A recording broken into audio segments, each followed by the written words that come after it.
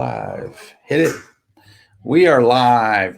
Welcome to Integrated Health of Indiana's Talk at 10. And today we're going to talk about SIBO and gut dysbiosis. And we're actually going to start out by defining these terms because, I didn't know until some time ago what this actually was. And upon doing a lot of testing with patients, and the testing that we actually do is called the Biome FX. This is the PCR portion of the genome, or you're testing the genome to see what's in there. And it's how they also work with doing the testing for COVID and stuff like that. So they have the diagnosis, or they know what it looks like because of its genetic marker. And I actually forgot to say morning. Morning. And so she's hiding behind me because she's cold and we have guests in the room. So let's start out by discussing gut dysbiosis, because SIBO falls under the umbrella of gut dysbiosis. So if you have SIBO, that is a form of gut dysbiosis. And SIBO is actually defined as small intestinal bacterial overgrowth. So when you start to do a test, this is actually, I thought I had mine in here. Can you go back to the back and grab mine? Because I don't want to use yours on line. So when we look at something called alpha diversity and beta diversity, alpha diversity is the population of the bacterial species. So all the different ones, and you want to have a wide variety, a very diverse population. And then beta diversity is looking at all of the different species, and then what's the number? What's the richness of the number of the population? And those are the things that, as we have started to see, because the gut biome, the microbiome, is really a relatively new and emerging field. But it connects to everything. Your gut, if you think about your gut is a tube that starts at the mouth, ends at the anus. Let's go back. Thank you.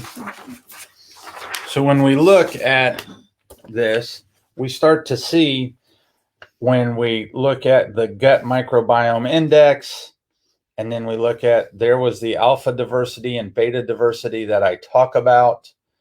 And then we look at the richness of all of the species. And this is your resistome. So that resistome is your ability to resist disease, COVID-19, or let's say one of the bacteria in your gut is a pneumococcus bacteria. Your ability to resist getting pneumonia is in the richness of having everybody else. So this is kind of that idea of the population checks itself. So if you remember back to World War I, and well, we're not going to remember back to it, but the ads for, if you see something that is out of line, report it. And that self-reporting, where the population is helping the police do the policing of the population. It's the same way with our gut microbiome. And so back to the donut analogy. So basically, your gut, or this thing that is the entire gut, is separated from the rest of the body. So when you eat something, what you eat is separate from the bloodstream, and your body depends on that protection. So if you eat something that you're allergic to, your body depends on the secretory IgA in the stomach to not allow this to pass. and it wants to take it, it wants to get a hold of it, and it wants to transport it out. You will probably still get symptoms. This is called an IgG response. This is why if you're working with a doctor that does this type of work or does a food sensitivity work, food sensitivities are IgG moderated sensitivities, meaning that you don't have an allergic reaction. I need an EpiPen.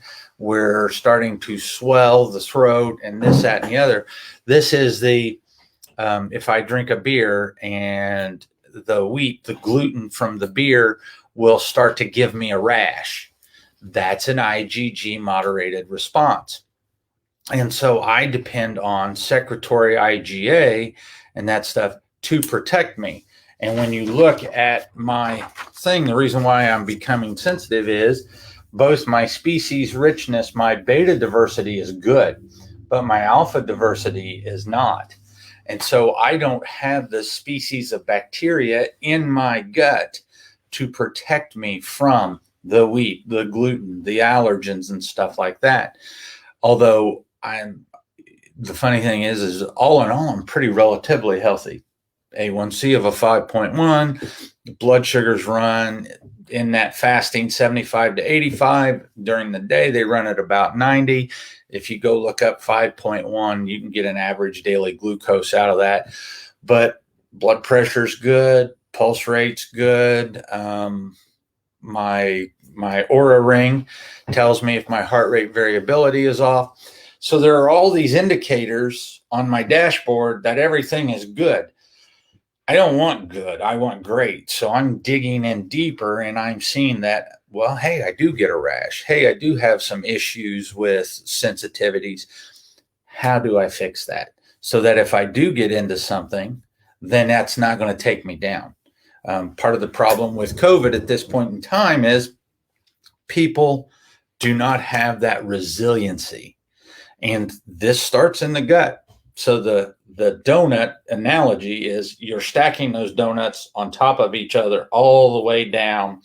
And what's in the hole stays in the hole, and what's outside the hole stays outside the hole. You have one cell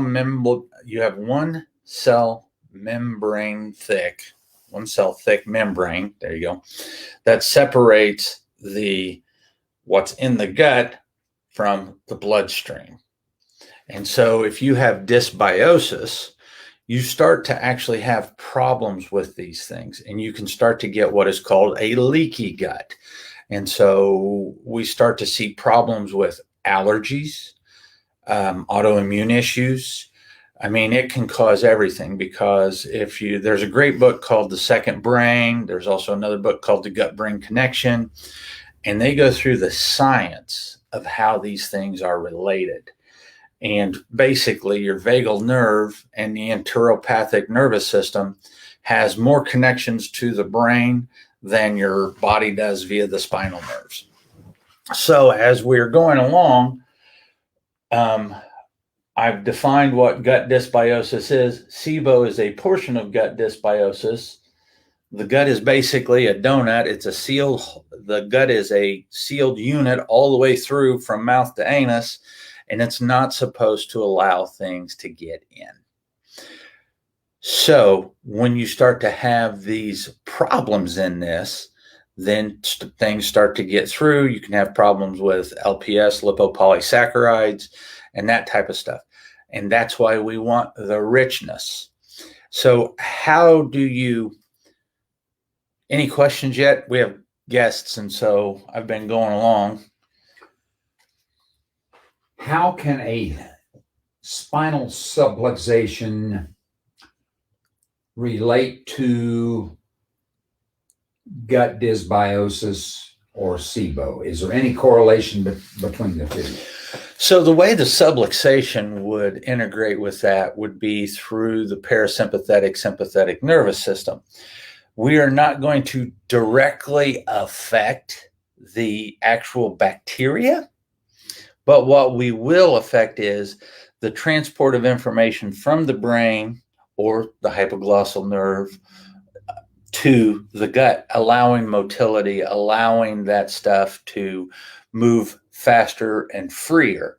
So if you're having motility issues, you're getting constipated, you're getting stuff like that. If we stimulate that area in the back, that pelvic splanchnic nerves and those things, if we stimulate those, then we can start to move things through faster. And then you're just layering in health when you layer in bitters and you layer in digestive aids and you layer in fiber and you layer in all these things that the bacteria then want. You're helping the people that want you to do better. And so it's just a synergistic relationship at that point in time.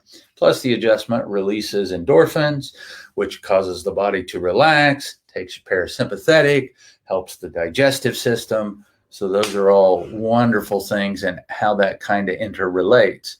So it's like I said, a synergistic relationship.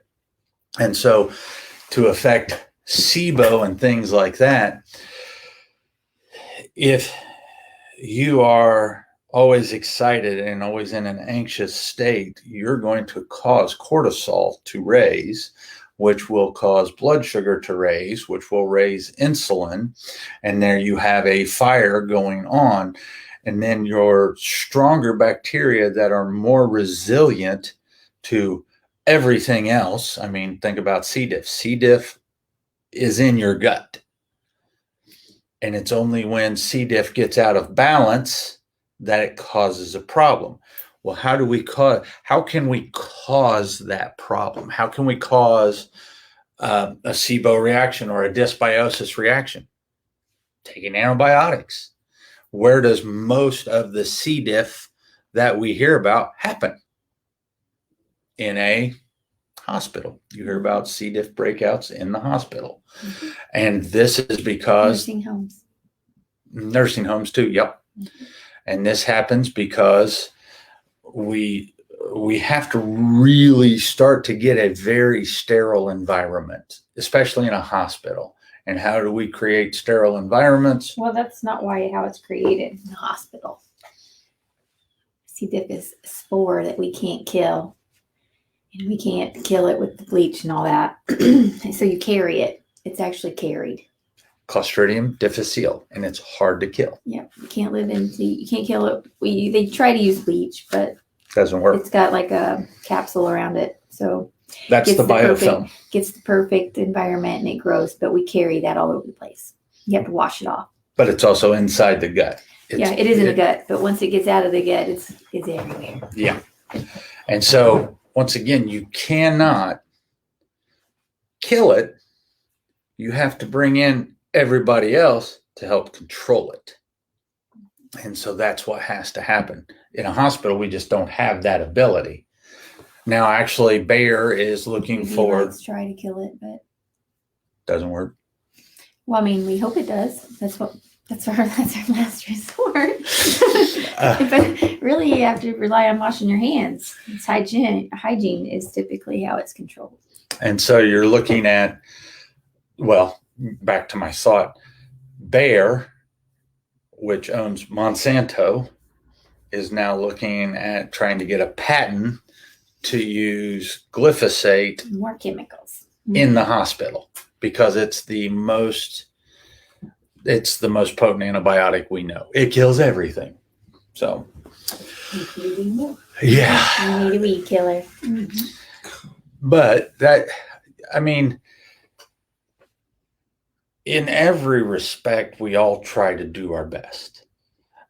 Doctors and hospitals are there to save lives, especially in acute traumatic conditions. And in that, they might cause a bit of a mess in trying to save somebody's life. It's the old analogy that you're going to get a little worse before you get better. Well, you can't have a raging infection and all this stuff going on when you're trying to heal up with, say, you had a car accident or say something like that. But this is also why, and I'm going to plead, remember, I'm a chiropractor, acupuncturist, and this, that, and the other. I'm not a medical doctor. I do not have a license to prescribe. But even the doctors now that are very well informed, that are teaching me in the IFM and stuff like that, all say the same thing. If you have a cold, let it run its course. That's how your immune system learns. If you have a fever that's not over 100 and... We don't really worry about them unless they're over 101.5. So if you have a fever, that's how the body learns. If you dose every sniffle, every whatever with antibiotics, you are just taking out the mechanisms that teach your body to heal itself. Taking out the mechanism to teach the body to heal itself. And then we as the consumer are causing resistant bacteria. But we don't want to go to the doctor and have a doctor tell us, hey, go home, let it run its course, you're going to live. We want value for $1. Yeah. I want the script. I want a script. I don't want to feel pain. Suck it up. I mean, I've had fevers and I'm 50. I come from the age where my mom looked at me, put the hand on the head. Oh, you got a fever. Here comes the cold, wet towel. And that was it. I never went to the hospital. And I think I had a 102. I can remember like a 102 a couple of times. I lived. I'm okay. You know, it's definitely people start to have seizures. Get them in there. If they're running 103 for a long time, get them in there. How long would you say? We don't let them run fevers that high very long. So we start cooling an hour? No, I mean, we'll watch them 2 or 3 hours, but we usually give a Tylenol. Okay. Well, we're not saying take Tylenol. I can't say that. But with that all being said, and how this all goes back to SIBO and gut dysbiosis, think about this. If your gut is off and you have ultimately what gut dysbiosis leads to, which is the problem, is leaky gut syndrome. So or in the medical realm, intestinal hyperpermeability. They can't call it leaky gut because chiropractors, naturopaths, and all of us that are over here have been calling it leaky gut for decades and decades. And now intestinal hyperpermeability is starting to show up in the literature. And that's the way that I guess they save face. Not the medical doctors I talk to, because they're all pretty cool about it. But those people that are in the upper echelon that can't be wrong, that's how they save face. Anyway, so if you start to get these things going on, tell them what SIBO, tell them what SIBO symptoms are to just a common person. Okay, SIBO, bloating right off the bat. If you eat something and your stomach just swells up immediately within 30 minutes of eating. Yeah, or you feel pregnant, food baby, even reflux. What else? Reflux, instant headache. Oh goodness, the list goes on and on and on. Get the sniffles. Constipation, diarrhea. Yeah. Burning. Yep, burning in the gut, heavy feeling. The symptoms are vast, but then typically will pass within, as long as you don't throw more in on it. But most of it is just that big belly. Yeah, the big belly and the gas, belching, burping. But tell them why that happens. A lot of that is bacteria feeding on the fiber. So you got to be careful here, because a little bit of gas, a little bit of belching, a little bit of farting, as long as it's not super, like if you smell the sulfur in the eggs, that's a dysbiosis. Your sulfur bearing bacteria are overpopulated. I mean, that's granted. You ate a salad and you have foul gas afterwards and you have diarrhea, dysbiosis. If you eat a bunch of sauerkraut and eggs and you have it, probably because of the sulfur in the eggs and the kraut. So you got to kind of know and take it hand in hand. But if everything that you do and you eat gives you gut issues and gas, and it's foul and it's smelly and it's this, that, and the other, that's probably SIBO. And can't lose weight. You're resistant to losing weight no matter what you do. If you allergies, autoimmune diseases, LPS is a huge player in autoimmune disease. LPS is lipopolysaccharides. So when you have SIBO, small intestinal bacterial overgrowth, motility, transport, what they call secretory IgA in the stomach, that is not doing its job. It can't do its job. If you lack a species in the gut called Akkermansia musenophilia, which I'll show you here. The name's pretty cool to see. Mine's low. See that guy in the middle on the top? Akkermansia. So he's low in me. What he does is he's a butyrate producer. Butyrate, you get butyrate from butter and from things like that help give you butyric acid, and that helps coat the gut. But what musenophilia does is he actually comes in, and the part of the mucus layer that's damaged, he comes in and he cleans it out. And then you can have the other short chain fatty acid producers, butyrate producers. They come in and they lay a new slime layer down so that your gut is whole and it's healed. But like if you're like me and you have low, then things, if I get into something that I am allergic to, it takes me longer to heal from it. So that's that layering of health. If I have a problem in this layer, I can go through here and here, but takes longer to jump over to here. And that's the same thing with this. You've got to start to set the environment up, because I can't take a probiotic that has Akkermansia in it. They're trying to isolate him and bring him in, but they haven't been able to do it yet. So you have to set the garden up. And I say that I'm showing you the gut. You have to set the garden up so that he wants to be there, and then he somehow shows up. I guess it's kind of like if you ever leave water out on the table, or have you ever left your coffee filter out for several days, and unless you have very clean coffee, when you come back and you open it up, what's in the coffee filter? Mold. Where'd that come from? It just comes from the air. And so most likely the coffee. But as I have low, I can start to set things up to bring more about, have it populate. He likes fiber. Actually, all these bacteria like fiber. So if you've watched my other videos, you know I'm a huge proponent of the keto diet. What lever does the keto diet pull? What does it do for us? Resets insulin. Number one. Decreases sugar. Number two, helps with hormones. Does help with a little bit of butyrate. Helps settle cholesterol issues. If you have a good keto diet, you can do dirty keto and be eating bacon and processed meats, and your There's nothing wrong with bacon. There's never, ever anything wrong with bacon. Got to be good bacon. No nitrates, no nitrites.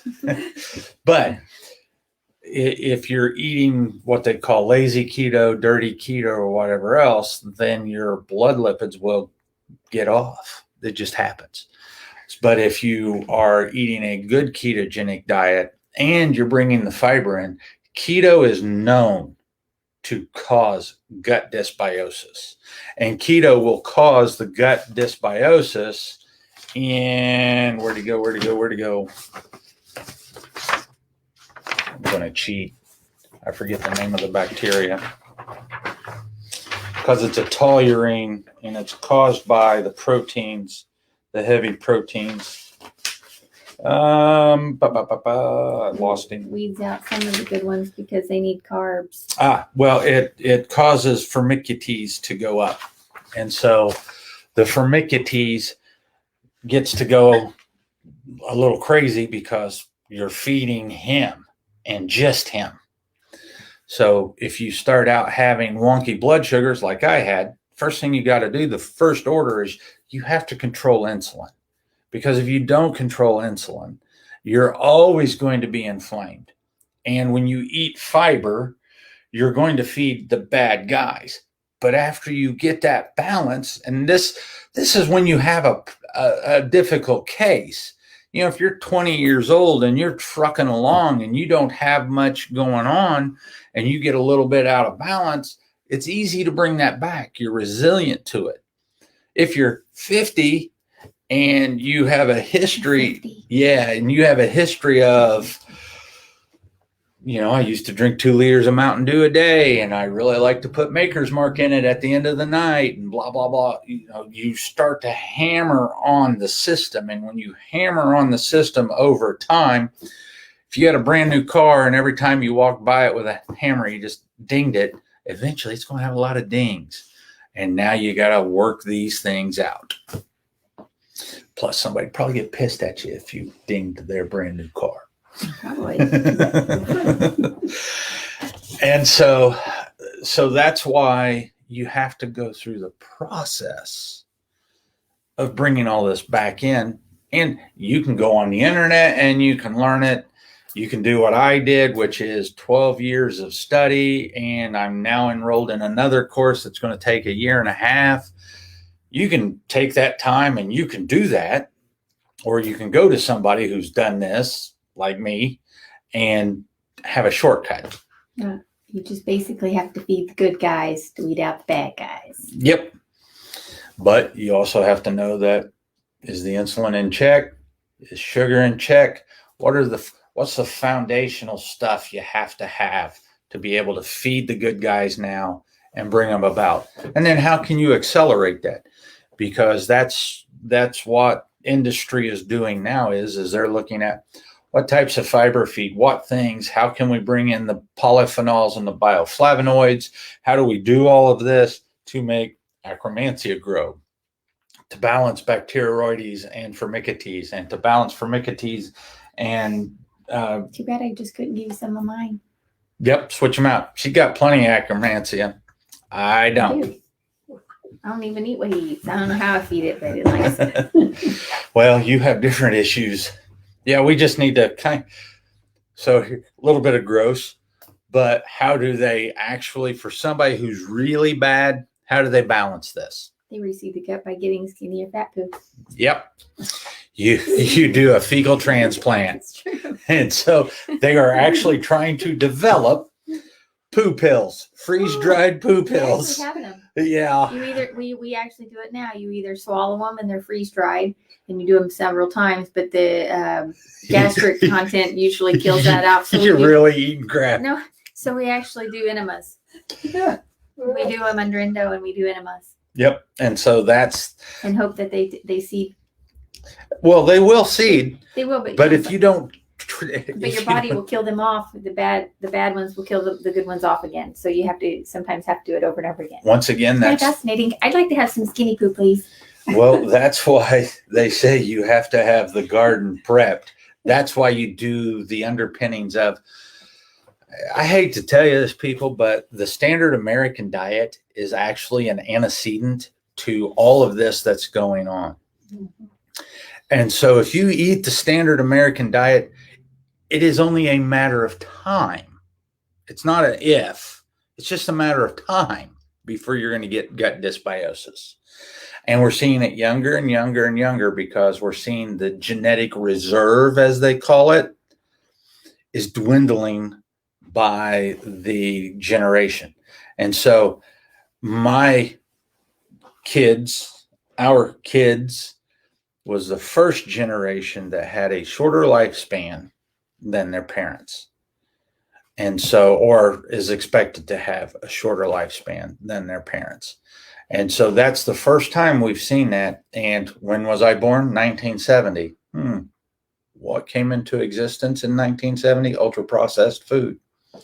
That is when we started to really get the push to have ultra processed food And calories are all that count. It's not the quality of the calorie, it's just the calorie. And we've taken all the fiber out. I have looked at enough food logs. I've had enough patients use a program called Chronometer. My average patient starts out getting about 8 grams of fiber a day. The average American is about 4 to 8 grams of fiber a day. And what's the first thing we try to do slowly? If you throw a bunch of fiber in on somebody, you might as well, the analogy is you're just throwing a plug in there because it's not going to move. But you slowly raise that up because that's what has to happen. And guess what? That doesn't come in Reese's Cups and Twix and Twizzlers, all things that I had to say goodbye Maybe to. we need to do that. Yeah. Maybe we should be adding fiber to Reese's Cups and we can make some money. Well, you got to get rid of the high fructose corn syrup too. Just as an aside. You need a side gig. There you go, side gig. Hustle. So just as an aside. I got my new side hustle. There you go. We have to look at Dr. Peter Attia interviewed a guy on cancer and a cancer cure. So, and this falls right into SIBO, because if you don't have good gut biosis, then you're not going to have the ability to make short chain fatty acids. You're not going to have the ability to make the neurotransmitters. Your immune system is not going to be modulated. And so they are trying stage 2 clinical trials for a ketogenic diet and a insulin checkpoint inhibitor. And so what they've done is they took 12 metabolically dissimilar, genetically dissimilar cancers. Then they said, first thing we got to do is grow cancer. How do we grow cancer? And so they did what I would have done was they threw sugar on it first. They threw glucose on it and a little bit, not much. So then they said, and you've all heard me before say that fructose is demon semen. It's just not good. Mm-hmm. And so they threw fructose on it, and I thought, this is going to go. And very little reaction. Same thing, almost identical reaction for what they said to the glucose. And I was like, that's a stunner. So then they started to look at the processes of how these things happen. They did mix them, and they threw it on there, and about the same type of result. But they said, what are the processes? Well, when do you eat fruit? When is fruit usually ripe? Fall. And what's happening in fall? We're all fattening up for winter because historically there's about to be a time of fasting, whether we like it or not. And so fructose goes into the body, and it doesn't turn off insulin. It turns off the check valve for insulin.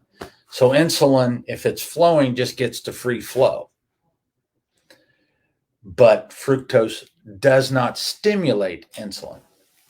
So the next thing that they did was okay, well, if that happens, well, what happens when you throw glucose into the system? Well, glucose turns the hose on. So you lost the governor with fructose, and now you have glucose in here. Well, the body supplies the insulin. They threw that combination on the cancers, and they grew like wildfire. So you can actually call sodas. I'd probably get in trouble by calling sodas out by name, wouldn't I? So it's just pop. So pop, soda, brown fizzy, orange fizzy, green fizzy. Whoever thought of green fizzy? I love the stuff. Part of the reason why my bacteria are all jacked up. But whoever thought that was good looking? I mean, I remember used to look at the green stuff and be like, oh yeah, that had to be trained into me, because I look at it now and I'm like, oh, my gut just kind of goes, ooh. They just had to pick a different color. I guess so. They had to sidestep and make sure they came to the top. So all of these little different colored fizzy drinks have glucose, fructose, and your body provides the insulin. So it is literally cancer in a can or bottle, however you want to do it, out of a fountain. It's all the same. So, and I'm not the one that coined that term. I do like it though. So that was the side note. You want to grow cancer? Drink sodas. And once your gut gets off, here comes pancreatic cancer. Here comes whatever cancer you're genetically predisposed to. Because as we've said before, the genes load the gun, the environment pulls the trigger. And so I think I've covered a lot. How do we get the good bacteria? You start with fiber and you bring fiber in, but you've got to do the basis of cleaning up whatever it is first. You eat it before you seed it, or you just got a huge problem. Yep. You got to remove first, then you replace with good stuff. Then you re-inoculate. You're starting to look at the 5-hour program for functional medicine. And most people can't do it with food. Nope. You got to do it with, well, that was a very interesting little tidbit I learned today. I like Dr. Mark Hyman. I like his Pegan shake and all of that stuff. I learned that when you are trying to... You can't eat enough. Well, you got to heal the gut. And to heal the gut, if you're making the gut do the digestion, then it's overworking it. And so when you're using a Pegan shake, the Pegan shake should not be used to heal it. The Pegan shake should be used to maintain it. And I was like, oh. And this comes from a guy that knows Mark, and we were talking today. And so I was like, oh, okay, that makes sense. Tell them what that means. So you shouldn't eat raw vegetables. They should be cooked because your body shouldn't be taking the energy to digest them. They should be just using what they have available. And you want to use like bitters, because even using hydrochloric acid does not, that's replacing the body's. Yeah. So if you use bitters start to bring in the body's own natural resources to do these things. We've got a few people online. I've been talking. Does anybody online have a question? And while we're waiting on that, you guys have a question. Those folks out there that like their soda pop, you can make your own for probably 8 or 10 cents a serving. S. Pellegrino, some sort of drops, whatever flavor you like. Blueberries, strawberries. Well, I do. Just get a fizzy drink with flavor. Fizzy. So what I do in the morning, my habit is I take seltzer water. I have put in 2 liters of seltzer water. This comes from Undoctored. So if you look at the book Undoctored, I forget the name of the doctor that wrote it.